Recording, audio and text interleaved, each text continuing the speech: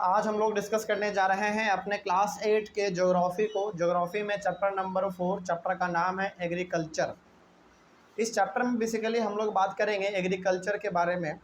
और यहाँ पे एग्रीकल्चर का मतलब केवल खेती बाड़ी नहीं होता है। एग्रीकल्चर का मतलब हमारा यहाँ पे जानवरों को पालना भी होता है। समझिएगा ध्यान से। एग्रीकल्चर का मतलब यानी कि एग्रीकल्चर वर्ड जब हम लोग पहली बार सुनते हैं ना, तो हमारे माइंड में क्या आता है? सबसे पहला खेती बाड़ी आता है ना। हाँ, एग्रीकल्चर में खेती बाड़ी भी आता है, लेकिन एग्रीकल्चर के अंदर ही जानवरों को पालना, जानवरों का दूध निकाल के मार्केट में बेचना, जानवरों को खाना खिलाना, जानवरों का केयर करना, यानी कि खेती बाड़ी तो इसमें आता ही है, साथ ही साथ इसमें जानवरों का पालन पोषण भी हमारा आता है। तो इसी के बारे में हम लोग पूरे इस चैप्टर में बात करने वाले हैं कि आखिर एग्रीकल्चर होता क्या है। सबसे पहले हम लोग यहाँ पे एग्रीकल्चर के बारे में देखते हैं आखिर है क्या। Agriculture is the science and art of cultivation on the soil, raising crops and rearing live stock. देखो यहाँ पे ना एग्रीकल्चर का कितना खूबसूरत सा डेफिनेशन लिखा गया है। कहा जा रहा है agriculture is the science and art of cultivation on the soil, यानी कि यहाँ पे एग्रीकल्चर को साइंस भी कहा गया है और आर्ट भी कहा गया है। मतलब कि खेती बाड़ी को यहाँ पे एग्रीकल्चर को साइंस के साथ साथ आर्ट भी कहा गया। इसका मतलब क्या हुआ? इसका मतलब हुआ कि एग्रीकल्चर में साइंस भी लगता है। साइंस का मतलब है कि एग्रीकल्चर में टेक्नोलॉजी की भी ज़रूरत पड़ती है। जैसे यदि आप खेती करेंगे तो ऐसा नहीं है कि आप अकेले खेती कर लेंगे, नहीं। इसमें आपको खाद का ज़रूरत पड़ेगा, इसमें आपको ट्रैक्टर का ज़रूरत पड़ेगा, इसमें आपको जनरेटर का ज़रूरत पड़ेगा, यानी कि इसमें टेक्नोलॉजी का ज़रूरत पड़ेगा ना। इसी को हमने कहा दिया साइंस। और यहाँ पे बात है आर्ट। आर्ट का मतलब क्या? कला। कला का मतलब यहाँ पे ये है कि भाई आप खेती करेंगे तो किस तरीके से खेती करेंगे? कि अंधाधुंध उसमें खाद दिए जा रहे हैं, अंधाधुंध पानी दिए जा रहे हैं? नहीं, ये एक आर्ट है। मतलब कि आपको अनुमान लगा के उसमें खाद देना पड़ता है, उसमें पानी देना पड़ता है, तभी जाके हमारा ये एक नया डेफिनेशन तैयार हुआ। Agriculture is the science and art of cultivation on this soil. तो एग्रीकल्चर क्या है? साइंस है, और साइंस के साथ साथ आर्ट है। क्या करने का? मिट्टी पे खेती करने का। ठीक है। अब कोई बोल दे कि एग्रीकल्चर को साइंस और आर्ट क्यों कहा गया है? इसलिए कहा गया है क्योंकि एग्रीकल्चर में साइंस और आर्ट दोनों इस्तेमाल होता है। साइंस का मतलब टेक्नोलॉजी और आर्ट का मतलब कला। कला का मतलब कि खाद कितना देंगे, पानी कितना देंगे, बीज कौन सा लगाएंगे, कब लगाएंगे, ये सब हमारा क्या कहाँ से आएगा? कला से आता है। कला का मतलब क्या? एक्सपीरियंस। ठीक है। तो एग्रीकल्चर हमारा एक साइंस है और साइंस के साथ साथ आर्ट भी है।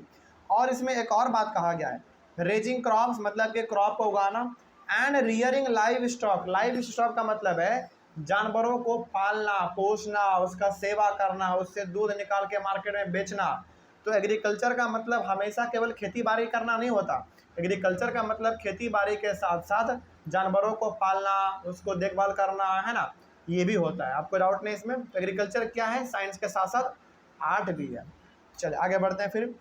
Agriculture is also called farming. देखो एग्रीकल्चर बोलो या फिर आप फार्मिंग बोलो, बात तो सेम ही है ना। तो एग्रीकल्चर बोलो या फिर फार्मिंग बोलो, दोनों का मतलब सेम है। तो कभी कभी हम लोग एग्रीकल्चर को फार्मिंग भी कह देते हैं और फार्मिंग को कभी कभी हम लोग एग्रीकल्चर भी कह देते हैं। दोनों का मतलब सेम है। आगे agriculture includes growing crops, fruits, vegetables, flowers and rearing of live stock. तो एग्रीकल्चर का मतलब क्या होता है? एग्रीकल्चर का मतलब होता है क्रॉप को उगाना, फ्रूट्स को उगाना, सब्जी को, फूल को, और साथ ही साथ रियरिंग ऑफ लाइव स्टॉक मतलब कि जानवरों को भी पालना देखभाल करना। ये सब का सब हमारा एग्रीकल्चर में आता है।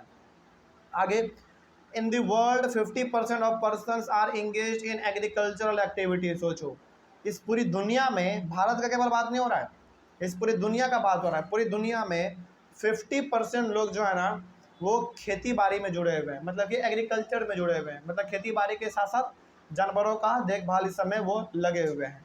50% लोग, बिल्कुल सही बात भी है ये। ठीक है।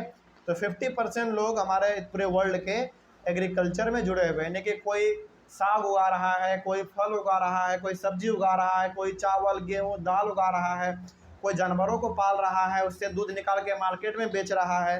यानी कि 50% लोग जो है ना हमारे एग्रीकल्चर से जुड़े हुए हैं। आगे बढ़ते हैं। 2/3 of India's population are still dependent on agriculture. और यदि हम लोग केवल बात करें इंडिया के बारे में, तो इंडिया का 2/3 पॉपुलेशन, 2/3 का मतलब हो गया कि 3 कोने में से 2 कोना जो है ना भारत का आदमी अभी भी एग्रीकल्चर पे डिपेंडेंट है, मतलब कि उसका घर परिवार आज भी कहाँ से चलता है, एग्रीकल्चर से चलता है। यानी कि टूट हर का मतलब हो गया कि 3 कोने में से 2 कोने का आदमी का जो घर परिवार है वो पूरा का पूरा एग्रीकल्चर से चल रहा है। ठीक है, आगे वहाँ से उनका पैसा आता है, तो उनका बाल बच्चा पढ़ता है, लिखता है, ट्रीटमेंट होता है बीमार पड़ने पर। आगे उसके बाद favourable topography of soil and climate are vital for agricultural activity. देखो, आप खेती बाड़ी या फिर जानवरों को पाल पोस आप कब सकते हो, जब आपका मिट्टी बहुत अच्छा हो, तब आप खेती बाड़ी अच्छा कर पाएंगे। और आप जानवरों को अच्छी तरीके से केयर कब कर पाएंगे, जब आपका क्लाइमेट बहुत अच्छा हो। तो टोपोग्राफी ऑफ सॉइल का मतलब हो गया कि मिट्टी का क्वालिटी अच्छा होना चाहिए, तभी जाके आप वहाँ पे खेती बाड़ी अच्छे से कर पाएंगे। और जानवरों का पालन पोषण आप कब कर पाएंगे बढ़िया से, जब आपका क्लाइमेट अच्छा हो, है कि नहीं। नहीं तो कई बार क्या होता है ना कि ज़्यादा गर्मी होने की वजह से या फिर ज़्यादा ठंडा होने की वजह से जानवर उसको बर्दाश्त नहीं कर पाते हैं और जल्दी वो मर जाते हैं। ठीक है, तो मिट्टी का क्वालिटी अच्छा होना और क्लाइमेट का अच्छा होना हमारा एग्रीकल्चर को बढ़ावा दे सकता है। ठीक है, आगे अब यहाँ पे है हमारे पास एक इम्पॉर्टेंट टर्म है हमारा एरेबल लैंड। एरेबल लैंड क्या होता है, देखो, the land on which the crops are grown is known as arable land. Arable land का मतलब होता है वो ज़मीन जिस पे कि आप खेती कर सकते हैं, जिस पे फसल हमारा उगाया जा सकता है, उस लैंड को हम लोग कहते हैं एरेबल लैंड। याद रहेगा ये बात।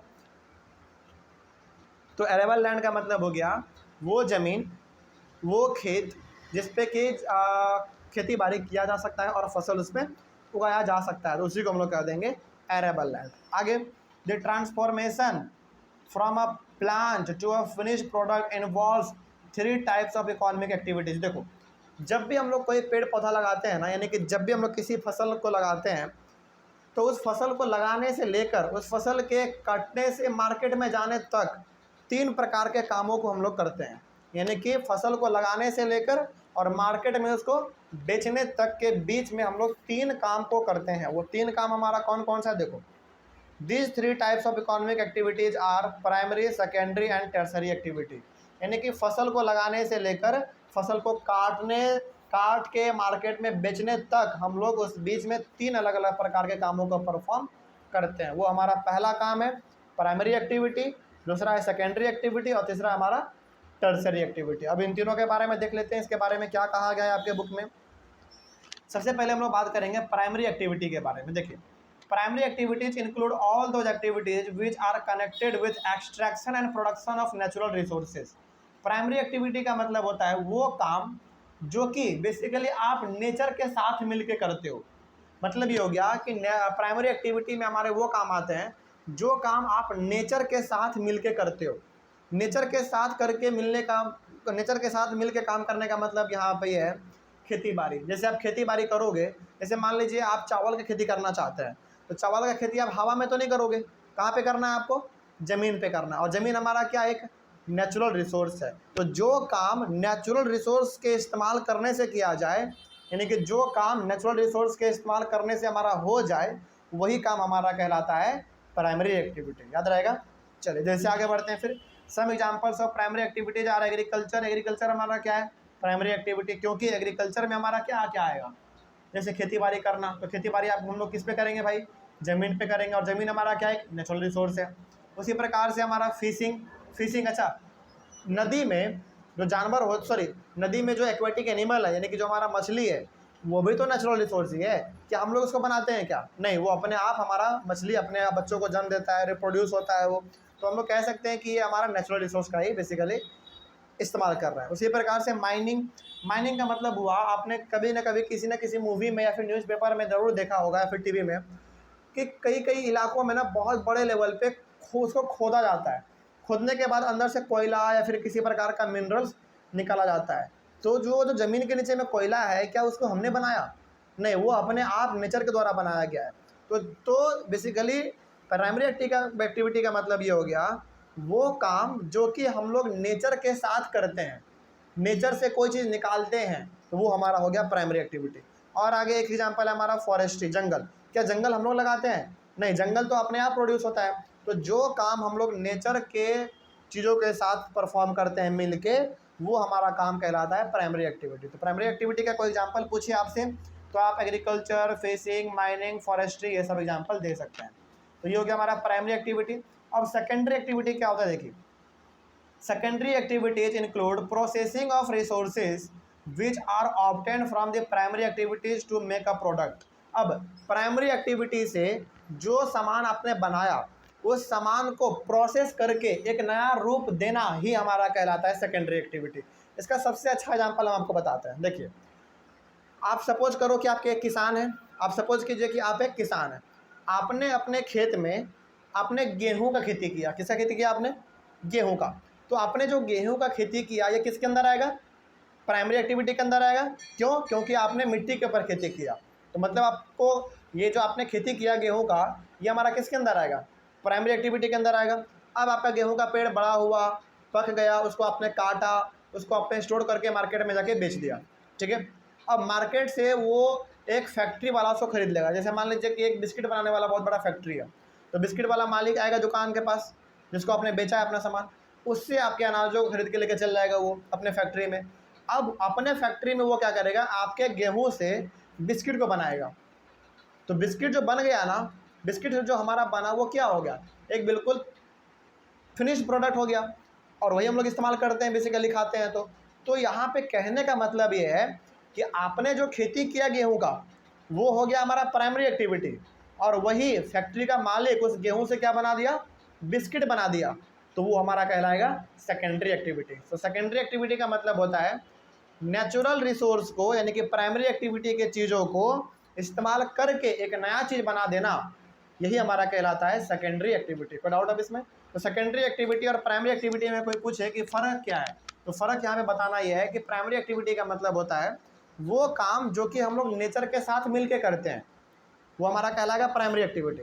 और सेकेंडरी एक्टिविटी का मतलब हो गया जो प्रोडक्ट आपने प्राइमरी एक्टिविटी में तैयार किया उस प्रोडक्ट को एक नया रूप दे देना, एक नया फॉर्म में इसको कन्वर्ट कर देना, हमारा एग्जाम्पल हो जाएगा सेकेंडरी एक्टिविटी का। एग्जाम्पल यदि आपसे पूछा जाए तो आप एग्जाम्पल दे दीजिएगा कि देखिए प्राइमरी एक्टिविटी में खेती किया गया गेहूं का, और उसी गेहूं से क्या बना दिया गया?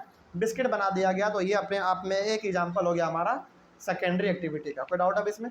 चलिए आगे बढ़ते हैं। Some examples of secondary activities are, कुछ एग्जाम्पल हमारे पास है, जैसे आप देख लीजिए, मेकिंग पेपर फ्रॉम ट्री। अच्छा, ट्री हमारा क्या है? नेचुरल रिसोर्स है।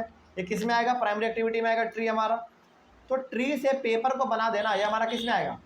सेकेंडरी में आएगा, क्योंकि हमारा ट्री क्या है? एक नेचुरल रिसोर्स है, उसको हमने किस में कन्वर्ट कर दिया? पेपर में कन्वर्ट कर दिया। तो ये हमारा कहलाएगा सेकेंडरी एक्टिविटी। उसी प्रकार से baking bread from wheat etcetera. अब आप गेहूं से ब्रेड को बना रहे हो, तो ये भी हमारा क्या एग्जाम्पल होगा? सेकेंडरी एक्टिविटी का होगा। या फिर आप गेहूं से बिस्किट का भी एग्जाम्पल यहाँ पे दे सकते हैं, ठीक है ना। आप चॉकलेट का भी एग्जाम्पल दे सकते हैं। तो ये सब हम हॉर्लिक्स का दे सकते हैं, बॉर्नविटा का दे सकते हैं। तो ये सब हमारा हो गया सेकेंडरी एक्टिविटी। अब है हमारा टर्शियरी एक्टिविटी। ये क्या होता है? देखो, tertiary activities provide support to the primary and secondary activities through various services. अब देखो, प्राइमरी एक्टिविटी और सेकेंडरी एक्टिविटी को सपोर्ट करने का काम किसका है? टर्शियरी एक्टिविटी का है, सर्विस के थ्रू। कैसे? जैसे देखिए, देखते हैं यहाँ पे एग्जांपल क्या है। Some examples of tertiary activities are transport, trade, banking, insurance, advertising etcetera. जैसे सपोज कीजिए, एक बार दोबारा हम एग्जाम्पल यहाँ पे आपको देख के समझाते हैं, दोबारा एग्जाम्पल समझिए। सपोज कीजिए कि आप एक किसान है, ठीक है, आपने खेती किया गेहूं का। आपका गेहूं का खेती करना कहलाएगा प्राइमरी एक्टिविटी। आपका गेहूं चला गया फैक्ट्री के पास, आपके गेहूं से बन गया बिस्किट, ये कहलाएगा हमारा सेकेंडरी एक्टिविटी, ठीक है। अब फैक्ट्री में जो बिस्किट बना है, क्या लोग फैक्ट्री में जाके खरीदेंगे? नहीं, लोग कहाँ से खरीदते हैं? दुकान से खरीदते हैं। तो फैक्ट्री से दुकान तक लाने में जो बिस्किट काम करेगा वो कौन करेगा? ट्रांसपोर्ट काम करेगा। यानी कि फैक्ट्री से दुकान तक बिस्किट अपने आप तो नहीं आएगा, ट्रांसपोर्टेशन के थ्रू आएगा, कोई लेके आएगा। तो यहाँ पे जो ट्रांसपोर्ट करने का काम किया जा रहा है बिस्किट को फैक्ट्री से लेकर दुकान तक पहुँचाने के लिए, यही हमारा कहलाएगा टर्शियरी एक्टिविटी। टर्शियरी एक्टिविटी में क्या करता है? बेसिकली टर्शियरी एक्टिविटी कुछ नहीं करता है, बस प्राइमरी एक्टिविटी और सेकेंडरी एक्टिविटी को ये सपोर्ट करता है। जरा सोचिए, प्राइमरी एक्टिविटी से गेहूं लाया गया सेकेंडरी एक्टिविटी में, फैक्ट्री में आपने बिस्किट भी बना दिया, लेकिन उस बिस्किट को यदि दुकान पे ना पहुंचाया जाए तो क्या उस बिस्किट का कोई वैल्यू रहेगा? नहीं रहेगा। फैक्ट्री में बिस्कुट रहते रहते सड़ जाएगा, चूहा खा लेगा, दिमक लग जाएगा, उसमें बर्बाद हो जाएगा। इसका मतलब हो गया कि प्राइमरी और सेकेंडरी एक्टिविटी हमारा अच्छी तरीके से काम कर पाए, यहाँ पे प्राइमरी और सेकेंडरी एक्टिविटी अच्छे से काम कर पाए, यहाँ पे सपोर्ट कौन करता है? टर्सरी एक्टिविटी हमारा सपोर्ट करता है। ट्रांसपोर्ट हो गया इसका एग्जाम्पल, ट्रेड हो गया, बैंकिंग हो गया, इंश्योरेंस हो गया, एडवर्टाइजिंग हो गया, ये सब का सब हमारा टर्सरी में आता है। टर्सरी बनाता कुछ नहीं है, बस टर्सरी क्या करता है? आपको सर्विस प्रोवाइड करता है। अच्छा सपोज कीजिए जैसे हम आपको अभी पढ़ा रहे हैं, तो हम किस में आएंगे? प्राइमरी में, सेकेंडरी में, टर्सरी में? बताइए। नहीं, हम टर्सरी में आएंगे। हम टर्सरी में क्यों आएंगे? क्योंकि हम आपको अपना सर्विस दे रहे हैं। और हमेशा याद रखिएगा, टर्सरी में सर्विस प्रोवाइड किया जाता है। टर्सरी में सर्विस प्रोवाइड किया जाता है। तो हम आपको जब पढ़ा रहे हैं, हम आपको अपना सर्विस दे रहे हैं ना। क्या हम अपना कोई सामान दे रहे हैं आपको? नहीं, हम आपको अपना सर्विस दे रहे हैं। ठीक है, सर्विस का मतलब क्या? हम आपको नॉलेज दे रहे हैं। उसी प्रकार से डॉक्टर, क्या डॉक्टर आपको कोई सामान देता है? नहीं, वो आपको क्या देता है? फिर अपना सर्विस देता है, आपको वो ट्रीट करता है। तो डॉक्टर भी किस में आएगा? टर्सरी में आएगा। उसी प्रकार से जज, पुलिस, लॉयर, टीचर, प्रोफेसर, ये सब किस में आएंगे? हमारे इंजीनियर, ये सब किस में आएंगे? टर्सरी में आएंगे। तो टर्सरी सेक्टर करता कुछ नहीं है, बस आपको सर्विस प्रोवाइड करता है। तो टर्सरी में हमारा ट्रांसपोर्ट भी आता है, ट्रेड भी आता है, बैंकिंग भी आता है, ये सब भी आता है। कोई डाउट अब इसमें? तो ये हो गया हमारा टर्सरी एक्टिविटी। अच्छा चलिए एक एग्जांपल हम आपसे और पूछते हैं। जोमेटो से आप जो कुछ ऑर्डर करते हैं खाने पीने वाला, जोमेटो या फिर स्विगी से, वो जो डिलीवरी बॉय आपके घर तक सामान पहुंचाने के लिए आता है, वो किस में आएगा? प्राइमरी में, सेकेंडरी में, टर्सरी में? टर्सरी में आएगा। क्यों? क्योंकि वो अपना सामान नहीं दे रहा आपको, वो सामान तो बेसिकली कंपनी का दे रहा है ना आपको। जैसे आपने जोमेटो से ऑर्डर किया, तो क्या जोमेटो उसका है? नहीं, जोमेटो किसी और का है, बस जोमेटो के सामान को पहुंचा रहा है आपके तक। तो क्या उन्होंने अपना सामान पहुंचाया? नहीं। फिर उन्होंने आपको दिया क्या? अपना सर्विस दिया। यानी कि वो यदि अपने सामान को लेकर नहीं आता, तो क्या आपके पास वो पहुंच पाता सामान? नहीं पहुंच पाता। तो टर्सरी में हमारा बेसिकली सर्विस प्रोवाइड किया जाता है। कोई डाउट है इसमें? चलिए, तो ये भी हमारा हो गया खत्म। अब यहाँ पे ना कुछ इंपॉर्टेंट टर्म्स है हमारे पास, जैसे देख लीजिए। एग्रीकल्चर का मतलब आपको समझ में आएगा क्या होता है? Agriculture is the science and art of cultivation on the soil, raising crops and rearing live stock. Agriculture is also called farming. तो एग्रीकल्चर क्या है? बेसिकली साइंस के साथ साथ एक आर्ट भी है। किस चीज़ का साइंस और आर्ट? फसल को लगाना मिट्टी पे, जानवरों को पालना, यही होता है ना हमारा एग्रीकल्चर का मतलब, जो हमने सबसे पहले बताया आपको। और एग्रीकल्चर को हम लोग फार्मिंग भी कहते हैं। ठीक है, ये हमारा पहला इंपॉर्टेंट टर्म हो गया।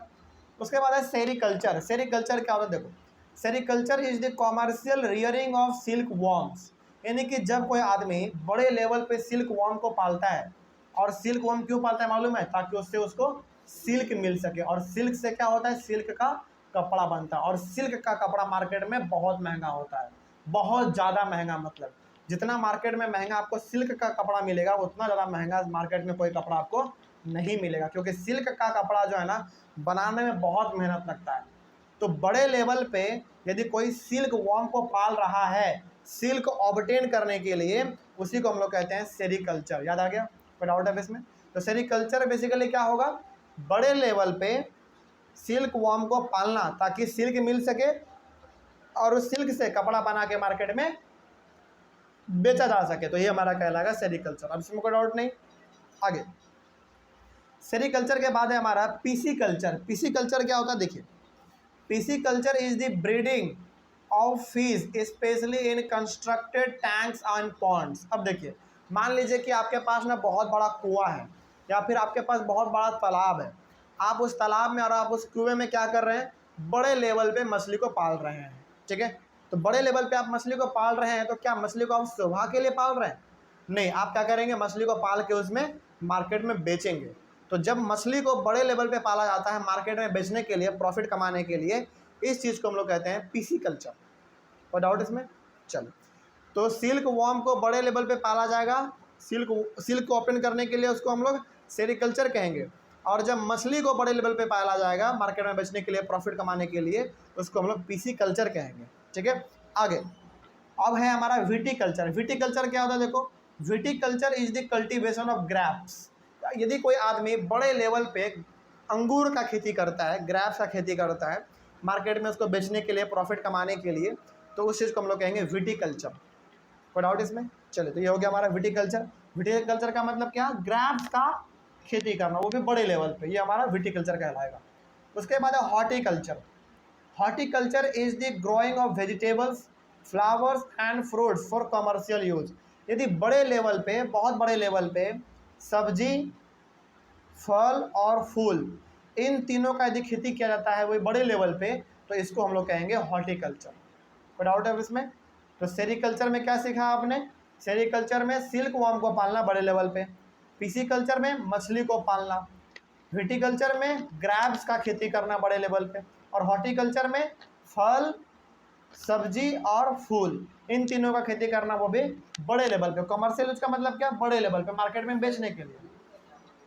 फूल, फूल अरे बहुत फूल का इस्तेमाल है, जितना इंडिया में मंदिर का कमी थोड़ी है। इंडिया में आप मंदिर में कभी आप जाइए, मंदिर के आगे आपको कोई चीज़ का दुकान मिले ना मिले, फूल का दुकान आपको जरूर मिलेगा। तो फूल का भी खेती किया जाता है ना, ऐसे तो फूल उगता नहीं है। तो ये भी हमारा किस में आएगा? हॉर्टिकल्चर में आएगा। ठीक है, चलिए, तो ये यहाँ तक कोई डाउट है इसमें? आगे बढ़ते हैं। उसके बाद हमारा एक नया टॉपिक है फार्म सिस्टम, जिसको हम लोग अपने अगले वाले क्लास में कंटिन्यू करेंगे। तब तक के लिए थैंक यू वेरी मच।